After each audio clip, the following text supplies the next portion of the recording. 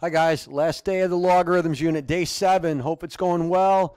If you're struggling with anything, rewatch the videos, bring questions in, see me, office hour, something like that. All right, so before we get to some last applications, I thought we'd do this. Using the number, remember it's a number, E, in the quadratic formula. What does that even mean? Well, it's going to be one of the A's, B's, or C's. So let's take a look. We got to solve this equation for X. Looks pretty crazy. Well, I have two ln's. I want to turn them into one, so I take that sum rule and I turn it into the sum of two logs is equal to the log of their product. So I could multiply the arguments. X times x plus 5 is x squared plus 5x equals 1. Can I just cross off the ln? I can't, but I could exponentiate e to that, e to that. Now I'm left with x squared plus 5x equals e. E is a number. I bring it over, and everybody can find factors of e that add to give you 5, right? Just kidding. We got to use the quadratic formula. A equals 1, B equals 5, and C equals negative e. X equals the opposite of b, negative 5 plus or minus the square root of b squared, 25, minus 4ac would be plus 4e. All over 2a. I'm going to do the positive one, the negative 5 plus, and I get about 0.495. I'm going to do the negative one, and I get about negative 5.495. There's no way I can plug that negative number into that log argument right there, so I'm going to cancel that out, and the only answer is that. Might show up. You might have to use the number e in the quadratic formula. All right, now we're going to get some interesting applications, especially this idea of doubling an investment. If you talk to business teachers, they would tell you this cool rule. We'll derive it in a minute. It says if you have an initial investment of 10 grand, 12% compounded quarterly, how long will it take to double your money? Well, when I hear quarterly, I think this. P 1 plus R over N to the NT. What do I know? I have 10 grand. 1 plus 12% compounded quarterly. That means a 4 here and a 4 here to go with the time. And if I'm doubling my money, that 10 grand turns into 20 grand. And I need to solve that for t. We've done this a few days now. Let's isolate the exponential. Divide off the 10,000 and I get 2. I'm going to call 0.12 divided by 4.03, and I'm going to call 1 plus 0.03, 1.03, just to streamline things. Raised to the 4t power. You guys can do that. What do I do now? I'm going to take the common log of both sides. Again, there's no e here, so I don't have to do ln, and I would get 4t log of 1.03. Because I can bring that exponent down front. So now, what's t? Again, a totally calculator inactive question. Log of 2 divided by 4 log of 1.03. I plug that into my calculator, and I got 5.86 years, give or take. All right, we're going to do one more doubling one, then I'm going to show you something that's consistent. And we're going to figure out this investment strategy rule. It says investing 5 grand, what's the interest rate you get compounded semi-annually? Now let's change it. Let's do continuously, which means we're going to use PERT. So if we started with 5 grand, E, I don't know the rate this time, but I do know 8 years. I want to double my money, so that's going to be 8R. And if I double my money, I have 10,000. So now I'm going to solve for R. Divide off the 5 grand, and I get 2. Hey, you should have noticed a pattern. Last question. If I'm doubling my money, I got a 2 also right here. Okay? So now what? Now I'm going to take the natural log because this really cleans up nicely on this side of just 8R. So what's R? ln of 2 over 8. Pretty neat, actually. That's approximated to 0.0866, which is what I'm going to call 8.7%. Okay? Now, there's an interesting thing we can do here. And that is, we're going to not consider the amount of money, because no matter what the amount of money is, once you divide it off, meaning this step, you always get 2 equals E, and I'm just going to say to the RT. Then what do? Take the natural log of 2, becomes RT. And the natural log of 2 is an interesting number. It's 0.69 something. Let's do our calculator right here.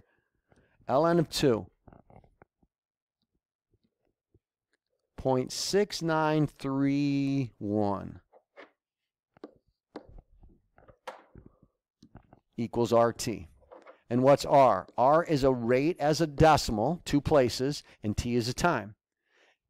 So if I have a rate and I want to make it a whole number, if I multiply it by 100, I could also multiply this by 100, and I would get 69.31 equals 100 R times T. Now all of a sudden that decimal is not, I'm sorry, the rate is not a decimal, rather the rate is a whole number, which means the rate as a whole number times the time has to equal 69.31. That's an ugly number. So what business people do is they round to 70 or 72. And that's called the rule of 72. I'm going to write it right here. Rule of 72. Also called 70. I'll show you why. And what it means is the product of the R as a whole number times T always has to multiply to get 70, 72 depending on the numbers. And here's what I'm saying. Example. If I'm going to double my money in 10 years, well, I'd have 10R equals 70. The rate is roughly 7%. We could do the math real quickly. We'll go back to our 2 examples in a second to show that it does work. However, what if I said I want to see how long 6% would double my money? 6 goes into 72 better than 70. 6 goes into 72 12 times, so it would be roughly 12 years. Really cool rule of thumb. If we go back to our 2 examples, so I could have just simply said this. 8 years, so 8 times R equals, 8 goes into 72 pretty nicely. R is roughly 9%. What did I get? I got 8.7%. Man, that's pretty darn close. Again, for such a quick computation, back to this one, 12%. 12 goes into 72 real nicely. Times time, 12 times T equals 72, divide by 12, and I get 6 years. What did I get for my answer? 5.86, pretty dang close. Really clever little business thing. And again, if you talk to a business teacher, you would say, hey, what's the rule of 70 or 72? They tell you what it is, but they don't know where it came from. So I'm going to take this question and do it real quick. How long would it take to double your investment of 1,000? Don't care. Fact, quarterly, don't care. 6%, 6 times T. 6 goes into 72 nice and neatly. I'd expect about 12 years.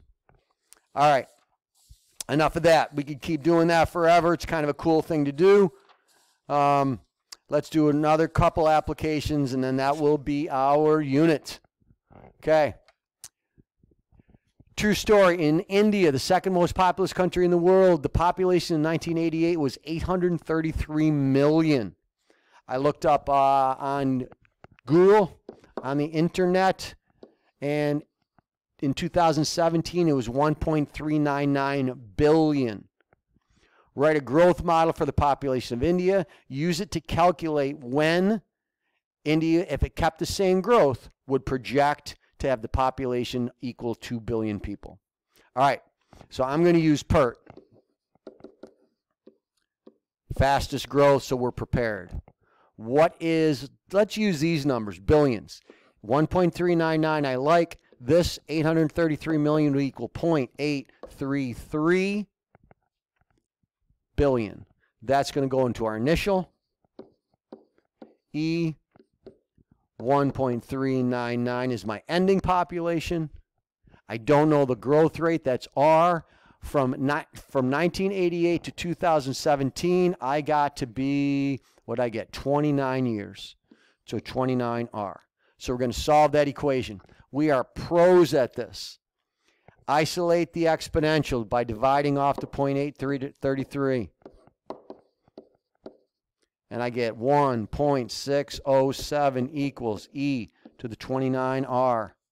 Take the, you got it, natural log of 1.607 equals 29R. R equals that number divided by 29. And I got for growth rate about 0.0164, or in other words, 1.64% annually. That's pretty fast population growth. Not quite sure where India is. Could be. Second question. When will it reach 2 billion? When? I'm looking for time. 2 equals 0.833 E. I just found my growth rate, 0.0164 T power. Again, I'm going to use logarithms. We're going to isolate by dividing off. 2.40096 equals e to the 0.0164 t. Take the natural log of that. Divided by this. And I got t. And what I got for the value of t is 53.4. I'm going to round up to 54. And add that to 1998. And I got 2042 in the year 2042. If population growth stays the same at 1.64%, which I don't imagine it would, but if it did, 2042, we have 2 billion people in the country of India. All right, last one. We got about 3 minutes, not quite. Indian motorcycles. I ride a motorcycle. Mr. D is even bigger into motorcycles than me. He's a big-time rider. Indians are an old American-made bike. They were rivals with Harley-Davidson. They stopped being made for a while, but they just made a comeback recently. Very nice bikes. So let's assume that certain Indian motorcycles appreciate in value, increase over time. The 1945 Chief, in other words, a top-end bike, sold for $1,200 brand new. In 1960, that same classic bike sold for $26.79. Find the annual growth, percent interest growth, and what year did it first reach, will it first reach, or maybe it already did, 15 grand. So we'll do our equation. Let's do PERT again. A equals PE to the RT. It started at 1,200. E, don't know R, looking for it. From 45 to 60 is 15. And after that, 15 years is 26.79. We're great at this stuff now. Isolate the E. Divide off. 2.23. Whoops, sorry, 2.23. 25 equals E to the 15R. Take the natural log of that. Divided by 15 is R. I got R to equal 0.0321, so growth is about 3.21%. That would answer question 1. Question 2, when would the value, if it stayed increasing at 3.21%, when would it equal 15 grand? 15,000, 1,200. E to the 0.031 T power. Divide off 12.5 equals E to the 0.031 T. Take the natural log of that, baby. 12.5 equals 0.031 T.